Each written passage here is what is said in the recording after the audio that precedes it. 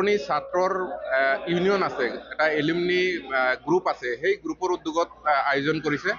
আৰু গোটেই ডক্টৰখিনি আমাৰ এই বিদ্যালয়খনৰ পৰা পাছ কৰা যিখিনি ডক্টৰ আছে, মই ডক্টৰ ছাহিদুল ইছলাম ৰেডিঅ'লজিষ্ট, তেনেকৈ ডক্টৰ আনোৱাৰ হুছেইন আছে চাৰ্জাৰীত, তেনেকৈ আমাৰ গাইনকলজি আছে ডক্টৰ সুহেল, তাৰপিছত মেডিচিনৰ ডক্টৰ সলমান খান। তো এনেকুৱা গোটেই এই বিদ্যালয়খনৰ যিখিনি ডক্টৰ আছে, সেই ডক্টৰখিনিক আহ্বান জনাইছে এটা মানে বিনামূলীয়া স্বাস্থ্য শিবিৰ কৰাৰ কাৰণে। এই সময়খিনিত যিখিনি সময়ত আমি প্ৰত্যেক বছৰে এইখিনি এৰিয়াত ফ্লাডৰ যিখিনি এফেক্টেড মানুহ থাকে, সেই মানুহখিনিক আমি সহায় কৰাৰ কাৰণে আজিৰ এই বিনামূলীয়া শিবিৰটো পতা হৈছে। বিশেষকৈ কমিউনিকেবল ডিজিজ যিখিনি থাকে, ইনফেক্টিভ ডিজিজ, আৰু শিশু আৰু মহিলাসকলৰ যিখিনি বেমাৰ থাকে, সেইখিনি আমি কভাৰ কৰিব চেষ্টা কৰিছোঁ। আৰু মোৰ গাঁৱত বানপানী হৈছিল, বানপানীৰ কাৰণে মোৰ মেডিকেলত দূৰত আছে, সেইকাৰণে মোৰ হাইস্কুলত কেম্প দিছে।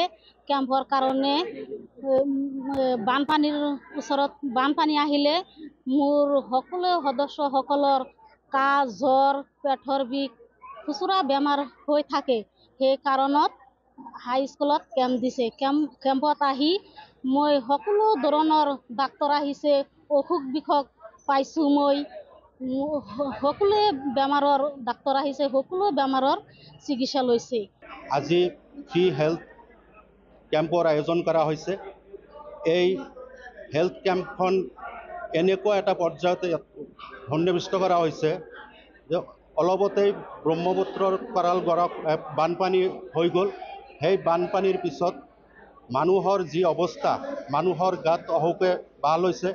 মানুহৰ সেই দুৰৱস্থাৰ প্ৰতি লক্ষ্য কৰি, যিহেতু এই সময়ত আমাৰ যোগাযোগ ব্যৱস্থা একেবাৰেই বিচ্ছিন্ন, গতিকে আমাৰ এই নিৰগ্ৰহৰ মানুহৰ প্ৰতি লক্ষ্য ৰাখি তেখেতসকলৰ এটা সামান্য হ'লেও ফ্ৰী হেল্থ কেম্প কৰাৰ কাৰণে আমি এই back to roots the great alumni মিটৰ জৰিয়তে আৰম্ভ কৰিছোঁ। এই মিটখন অনুষ্ঠিত কৰিবলৈ আমাৰ মাজত সুদক্ষ কিছু চিকিৎসক আহি আমাৰ মাজত উপস্থিত হৈছে। তেখেতসকলৰ মুখ্যতঃ ডক্টৰ শহীদুল ইছলামৰ উদ্যোগত আজি আমি বহুতখিনি ডাক্তৰক ইয়াত পাইছোঁ। তেখেতসকলে ইতিমধ্যে আহি আমাৰ মাজত উপস্থিত হৈছে। তেখেতসকলে তেখেতসকলৰ কৰ্ম পৰিচালনা কৰি আছে। ইতিমধ্যে আমাৰ উন্মোচক আহি আমাৰ আজিৰ এই হেল্থ কেম্পখন উন্মোচিত কৰি থৈ গৈছে। তেখেতসকলৰ ভিতৰত মুখ্যতঃ আছিল মতিয়াৰ ৰহমান, আমাৰ এজন প্ৰাক্তন সতীৰ্থ, আৰু লগতে আছিল সমাজসেৱক শামছুল হক। তেখেত দুইজনে আহি আমাৰ এই মুখ্য দ্বাৰ উন্মোচন কৰি থৈ গৈছে।